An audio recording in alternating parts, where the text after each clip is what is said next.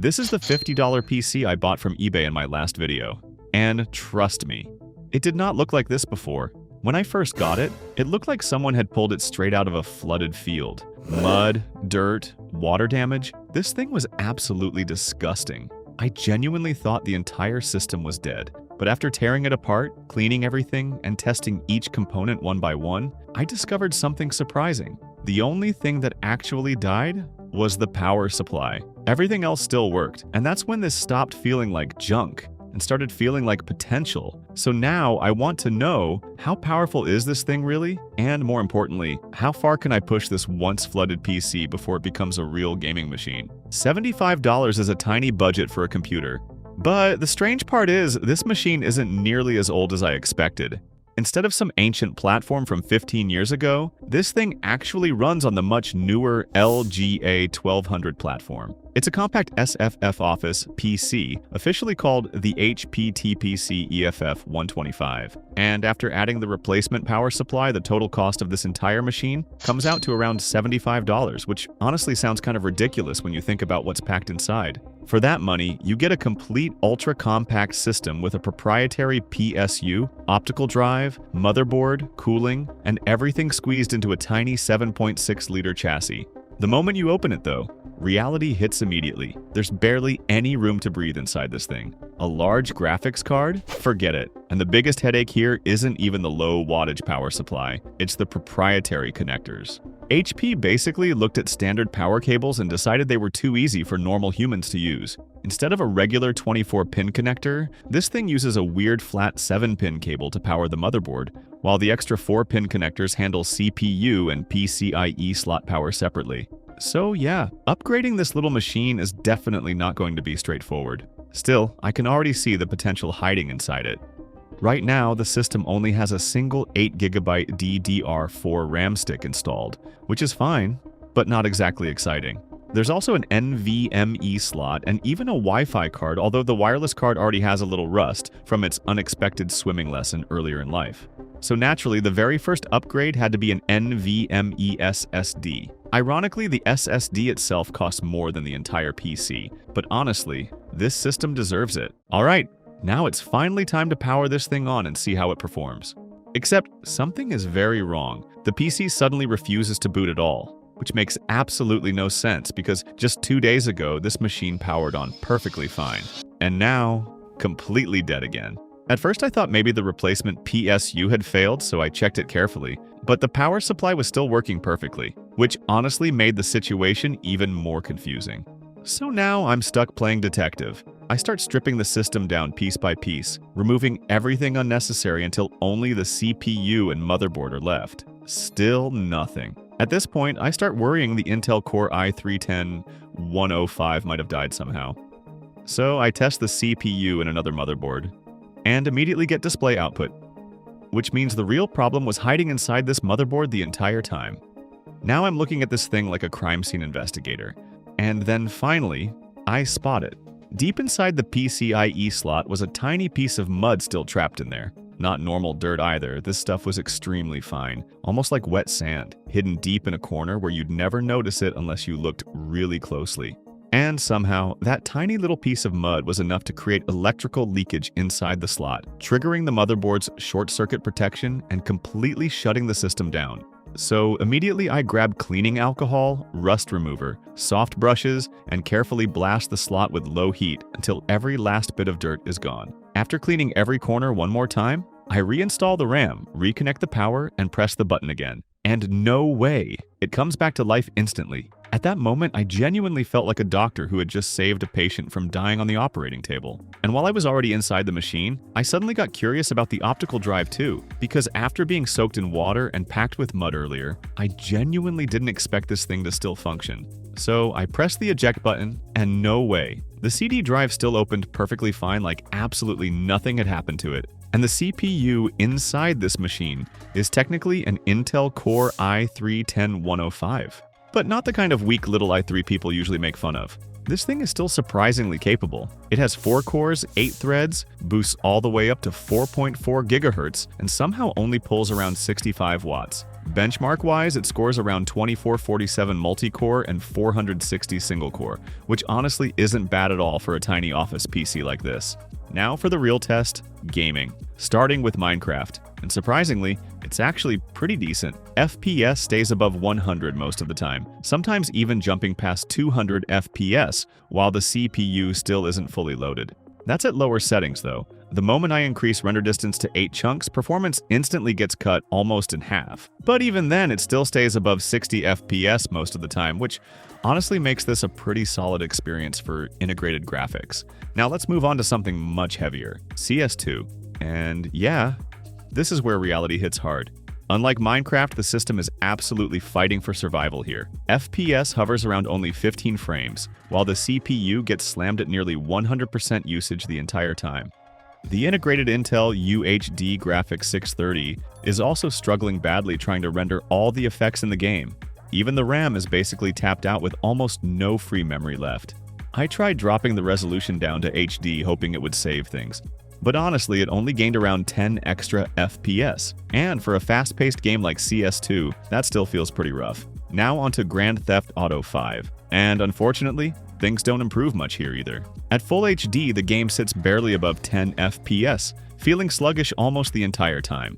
Dropping the resolution to HD helps a little, and the game becomes somewhat smoother, but let's just say, this feels less like modern gaming and more like the kind of experience you'd proudly show off back in the early 2000s. The CPU inside this machine honestly isn't weak at all. But if I leave it alone to fight modern games using only the integrated Intel UHD Graphics 630, that poor iGPU is going to start coughing blood. So if I actually want decent gaming performance, this thing absolutely needs a dedicated graphics card. The problem is, look at the inside of this machine. There's barely any space and the power supply is already struggling for existence, which means I'm basically forced into using low-profile GPUs only. And here's the painful part, those tiny cards are weirdly expensive. I genuinely can't justify spending huge money on some ultra-compact high-end GPU. Take the Radeon ARX 6400 for example. This tiny little thing costs around $180. That's more than double the price of the entire PC I'm working with right now. And honestly, my goal here isn't to throw money at a build just for content. Maybe I'm just broke. But what I actually want is something realistic. I want this little machine to play modern games reasonably well without needing a second mortgage to buy the GPU. I also have a few low-profile single-slot GPUs lying around here. But honestly, most of them are so weak that even the integrated Intel UHD Graphics 630 can beat them pretty easily. So installing those cards wouldn't actually make the PC stronger. In some cases, it would literally make performance worse. Now technically, something like an Intel Arc A380 would fit this system pretty well. But the problem is the price. That card alone costs more than this entire PC setup, which completely defeats the point of the build. So instead, I decided to go with a much cheaper solution. My solution was a GT X1050 Ti low profile that cost me around $100. The plan sounded simple until I actually tried fitting it inside the case. The card was just too wide. So if I wanted this thing to fit properly and still close the side panel afterward, the power supply had to move somewhere else. That's when I noticed something interesting. If I removed the hard drive cage and the optical drive bracket, there was suddenly a massive empty space inside the case. And somehow the PSU fit there almost perfectly. At that point, there was no going back. First, I found an extension power cable so I could relocate the power input cleanly toward the back of the case. Then I used some insanely strong double-sided tape to mount the power supply in its new position. At first, I was honestly scared the thing would fall off the second I touched the case. But after testing it, that PSU was holding on for dear life. Somehow it ended up feeling way more secure than I expected. Next, I needed a place for the rear power socket.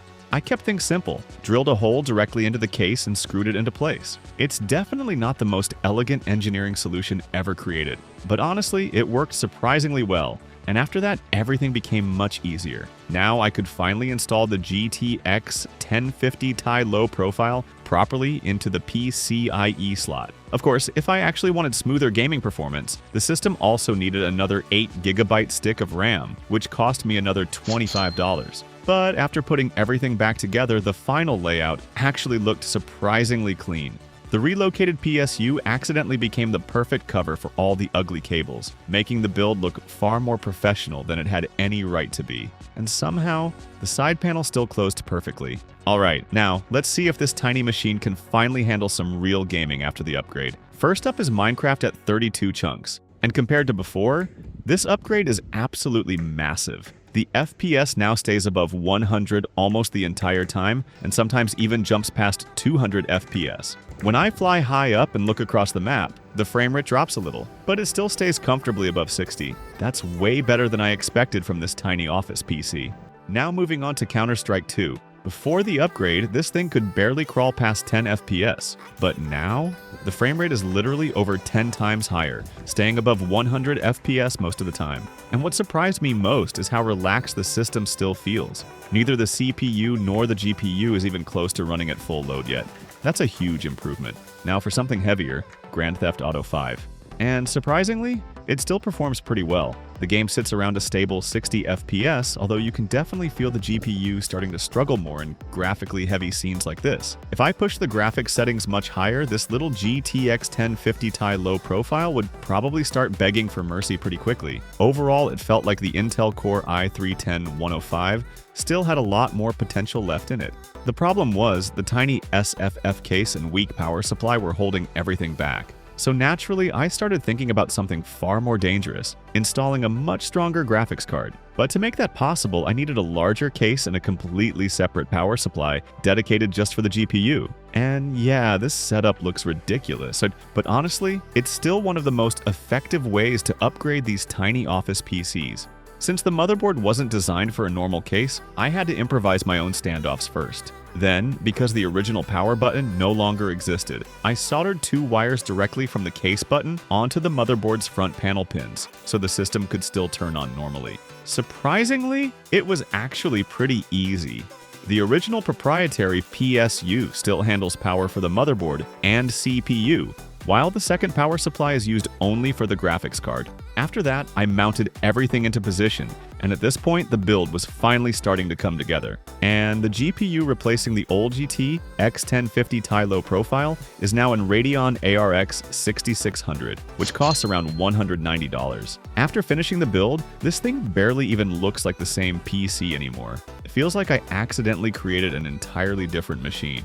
Alright, now let's see what kind of performance this monster actually delivers. This time, I wanted to push things harder and test everything at 1440p. Going back to Minecraft, the FPS hovers around 200, which sounds amazing. But I quickly noticed the CPU starting to struggle. The frame rate jumps around pretty wildly, and I think the limited core count is finally starting to show its age here. Switching over to shaders, the game lands around 50 FPS. Not insanely high, but still smooth enough to actually enjoy the visuals without suffering. Then there's Grand Theft Auto 5. And once again, we're sitting around 50 FPS. This time, the GPU is clearly the one fighting for its life, staying pinned at nearly full usage the entire time. Meanwhile, in CS2, the stuttering is basically gone completely. The CPU and GPU feel surprisingly balanced here, and for once, the system doesn't seem bottlenecked at all. So yeah, you just watched a fairly modern office PC transform into a genuinely capable gaming machine. And honestly, the Intel Core i3-10105 still performs well enough that I don't even feel the need to upgrade it anymore, which is great news for my wallet. Thanks for watching all the way to the end, and I'll see you guys in the next one.